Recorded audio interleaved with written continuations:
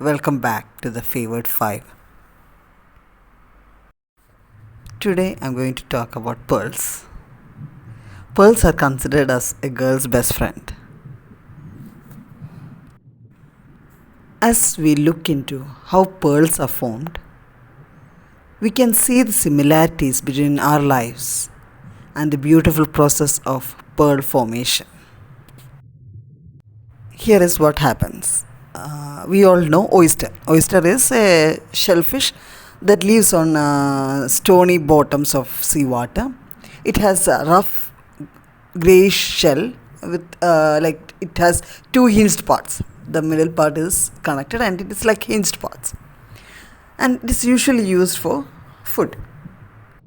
This oyster, for some reason, this oyster shell sometimes gets cracked or it gets holes on it, and a grain of sand or any foreign substance that does not belong to the oyster gets slipped into it.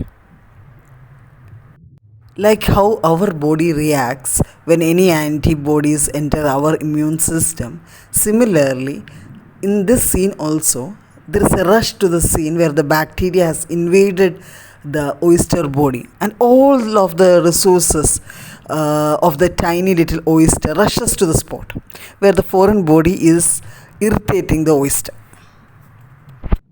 What is actually happening is the oyster's body is releasing healing fluid to decrease the pain that is caused by the entrance of this foreign substance.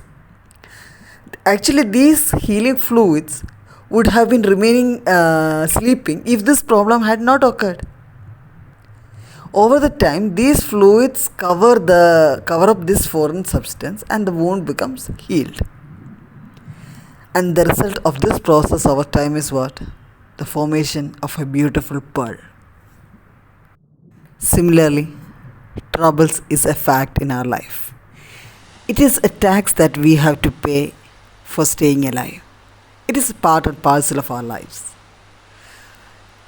It sneaks uninvited, it's unwelcomed, and brings in things that we never had in our plans. Things happen to us that weren't supposed to be there. We experience some experiences that are actually like a foreign substance that enters into the oyster. They become irritants. Some incidents act like catastrophes that change the entire course of our lives.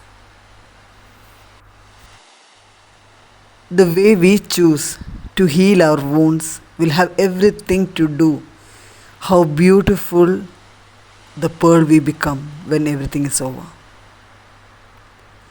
Some never heal because we allow the bitterness to corrupt that spirit and rob away every chance of building up a beautiful future.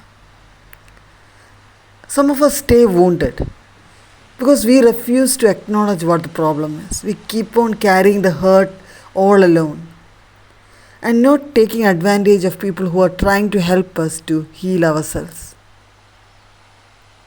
We get stuck in the pursuit of getting justice on ourselves.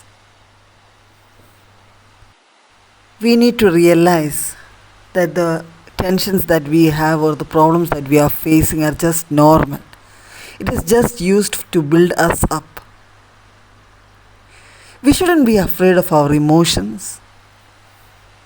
We should not try to control our feelings of irritant or grief. We should let it be flown out of us. Then only the healing process can happen. We should not spend our concentration or our energy on thinking about things that we do not have. But let us just be thankful of what we have around us. We shouldn't waste our time. We should just use the skill of letting go of every thought that is maybe things are not workable for us, or it is not changeable. We are not able to control many things in our lives. We just need to pray that God grant me the serenity to accept the things I cannot change, The courage to the things, change the things I can, and the wisdom to know the difference between all this. We need to maintain an internal faith and hope that we will get healed and will come out of this to the other side. Like the pearl, we can radiate the beauty that comes out from this healing process. The world is our oyster, and we should be the pearls that come out of this oyster.